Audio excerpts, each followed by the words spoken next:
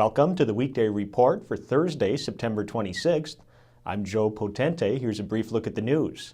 A majority of southeastern Wisconsin residents want Governor Scott Walker to approve the Kenosha casino proposal. That's the primary finding of a poll that the Menominee Nation commissioned and released Wednesday. The survey found 53% of voters in the region approve of the casino. Among the strongest supporters were Walker backers, who favored approval by a 62 to 31% margin. Walker, who has set a high bar for casino approvals, is the last hurdle the project must clear. Opponents of a proposed affordable housing development on the former Frank L. Wells Company property downtown are looking to mount a petition drive and persuade the city to deny a rezoning for the project. Some 25 to 30 people met at a downtown restaurant Wednesday night to discuss strategy and voice their concerns. Bear Development is proposing a 60-unit apartment complex with 40 of the units reserved for tenants paying reduced rates. Bear's S.R. Mills has said that mix is needed to secure low-income tax credits to finance the project. Kenosha Unified Superintendent Michelle Hancock will travel to China next month at the invitation of that country's government to meet with administrators and teachers in an educational and cultural exchange.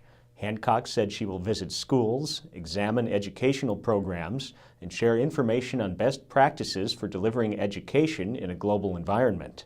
Hancock's stay in Beijing is being fully funded by the Chinese government. She said she will pay her own airfare. A group of Central High School students with special needs has launched a series of small businesses this school year.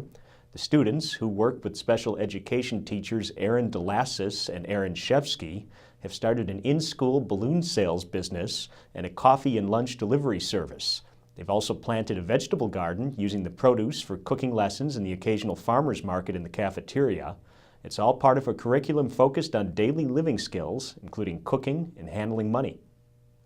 The Bank of Kenosha signs went down and North Shore Bank signage went up at 2 Kenosha branches this week. This finalized the process of North Shore taking over the former Bank of Kenosha. That transaction began May 31st when the FDIC closed the failing Bank of Kenosha. Officials with Brookfield-based North Shore Bank said they want to continue some of the Bank of Kenosha's alliances while building its own brand, programs, and community initiatives. Bradford Soccer played Racine Park to a dead heat Wednesday night.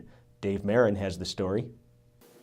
The Bradford soccer team rallied for a 2-2 tie with orange-clad Racine Park in a Southeast Conference match on Wednesday night at Jasquith Stadium. The Red Devils trailed, but were able to score the equalizer in the 79th minute off a header from Jan-Erik Malitz with an assist by Stefano Fabiano.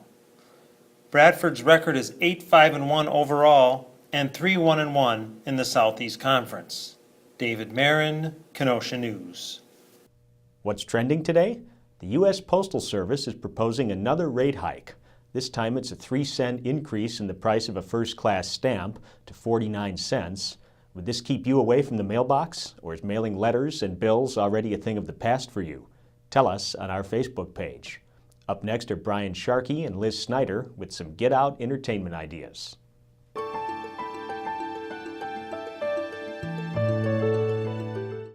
Hi, I'm Brian Sharkey. And I'm Liz Snyder with your entertainment news. And this week, we are looking ahead at the fall movie season. This is the time of year when Oscar contenders hit the theaters and films start to get a little more serious. Big movies coming this fall include Gravity. That stars Sandra Bullock and George Clooney as astronauts who are stranded in space. And then Robert Redford finds himself as a man who is lost at sea. Tom Hanks also goes to sea battling Somali pirates in Captain Phillips. That would not be fun. No. This weekend, Racine's Over Our Head players are performing 4 short comedies in short attention span theater. And Bradford High School graduate Luis Herrera is performing the Broadway musical In the Heights in Aurora, Illinois. He's a veteran of many local high school productions. Carthage College has a new art show opening featuring works by 3 artists with Wisconsin connections. And movies opening this weekend include the comedy Don John, the race car thriller Rush, and the animated film sequel Cloudy with a Chance of Meatballs 2. That's our weather. For all these stories and more, see Friday's Get Out Entertainment section. I'm Liz Snyder. I'm Brian Sharkey. Get out and have some fun. Thanks, Brian and Liz. Now here's a look at what we're working on today. A donation has allowed Kenosha Unified to take ownership of a building it has leased for the last decade. Jesse Tuttle will have the details. And this week's Fix It feature looks into a sidewalk problem at Petsky Park. Pick up a copy of the Kenosha News and check kenoshanews.com for all the details on these stories and more. I'm Joe Potente with the Weekday Report.